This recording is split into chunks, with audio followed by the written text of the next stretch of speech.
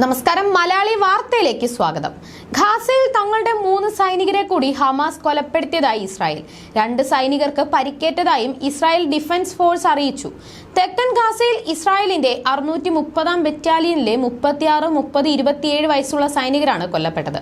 October 7 മുതൽ 227 Israeli സൈനികർ കൊല്ലപ്പെട്ടതായാണ് Israel പുറത്തുവിട്ട കണക്കിൽ പറയുന്നത്.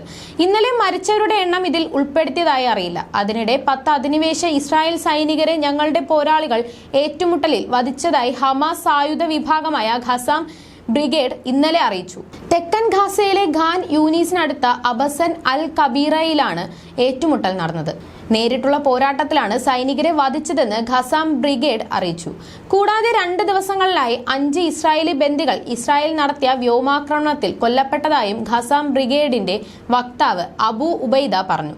8 പേർക്ക് പരിക്കേറ്റതായും ഇവരുടെ നില അതീവ ഗുരുതരമാണെന്നും പ്രസ്താവനയിൽ പറഞ്ഞു. ശരിയായ ചികിത്സ നൽകാൻ കഴിയാത്തതിനാൽ ഓരോ ദിവസവും ബന്ദികളുടെ ജീവൻ അപകടത്തിലാവുകയാണെന്ന് ഹമാസ് വ്യക്തമാക്കി. പരിക്കേറ്റ ബന്ദികളുടെ ജീവൻ നഷ്ടമായാൽ മരുന്നും അവശ്യ വസ്തുക്കളും തടയുന്ന ഇസ്രായേൽ സൈന്യത്തിന് മാത്രമാണ് ഉത്തരവാദിത്തമെന്ന് മുതിർന്ന ഹമാസ് നേതാവ് പറഞ്ഞു. അതേസമയം അധിനിവേശ ഇസ്രായേൽ സൈനികരെ തങ്ങളുടെ പോരാളികൾ ഏറ്റുമുട്ടലിൽ വധിച്ചതായി ഹമാസ് സായുധ വിഭാഗമായ ഖസാം ബ്രിഗേഡ് അറിയിച്ചു. തെക്കൻ ഗാസയിലെ ഖാൻ യൂനീസിനടുത്ത അബസൻ അൽ കബീറയിലാണ് ഏറ്റുമുട്ടൽ നടന്നത്. നേരിട്ടുള്ള പോരാട്ടത്തിലാണ് സൈനികരെ വധിച്ചതെന്ന് ഖസാം ബ്രിഗേഡ് അറിയിച്ചു. ഹമാസ് ബന്ദികളാക്കിയ 2 പേരെ വിജയകരമായി രക്ഷപ്പെടുത്തി ഇസ്രായേൽ. തെക്കൻ ഗാസയിലെ നഗരമായ റഫേൽ നിന്നുമാണ് ബന്ദികളെ രക്ഷപ്പെടുത്തിയത്.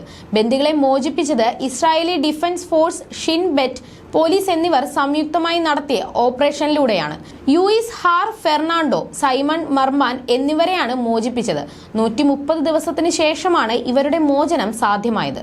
രക്ഷാപ്രവർത്തനത്തിന്റെ ദൃശ്യങ്ങൾ IDF പുറത്തുവിട്ടു. ഇരുവരെയും രക്ഷിക്കാൻ ശ്രമിക്കുമ്പോൾ വലിയ രീതിയിലുള്ള ഏറ്റുമുട്ടൽ ഉണ്ടാകുന്നത് ദൃശ്യങ്ങളിൽ ബന്ദികളെ രക്ഷപ്പെടുത്താൻ ശ്രമിക്കുന്നതിനിടെ 3 ഹമാസ് ഭീകരരെയും സൈന്യം വധിച്ചിട്ടുണ്ട്. 2 നില കെട്ടിടത്തിലാണ് ഇവരെ ബന്ദികളാക്കി വെച്ചത്. കയറ് വഴി ഇവരെ പുറത്തെത്തിച്ചു. ഫെർണാണ്ടോയും ലൂയിസും സുരക്ഷിതരാണെന്നും IDF പ്രസ്താവനയിലൂടെ അറിയിച്ചു.